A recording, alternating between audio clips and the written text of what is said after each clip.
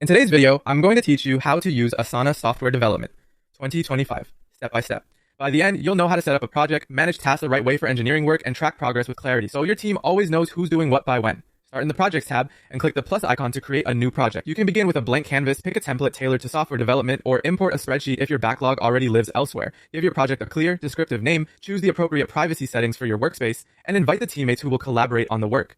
Taking a moment to set this foundation prevents confusion later. Next, organize the project into simple sections such as to do, in progress, and completed. These lanes act like stages in your workflow and make status obvious at a glance. Add tasks with action-oriented names like fix bug 123 or implement user authentication, so the work is specific and searchable.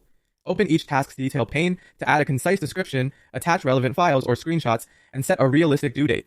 Assign an owner so accountability is unambiguous. Each task should clearly state who is doing what, by when. If a task is large, break it down into subtasks to capture each step of the work. For work that relies on other work, add dependencies to enforce a logical order. This is essential in development where one story may block another. Choose the view that best matches what you need to see. List view is great for detailed editing and triage. Board view gives you a Kanban-style flow for sprint work. Timeline lays out tasks over time so you can anticipate conflicts, especially when dependencies are involved. Calendar helps you spot clustering around release dates. Add custom fields like priority, status, or bug severity to standardize how you track and filter tasks across the project. Use the project overview to document roles, goals, and milestones. This context helps new contributors ramp quickly and keeps decisions aligned with outcomes.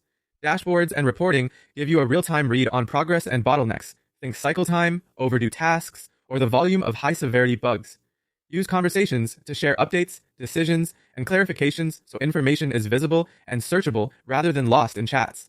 Finally, review your reports regularly and gather feedback from the team to refine naming conventions, fields, and workflows. Small, continuous improvements make Asana an even better fit for your development process over time.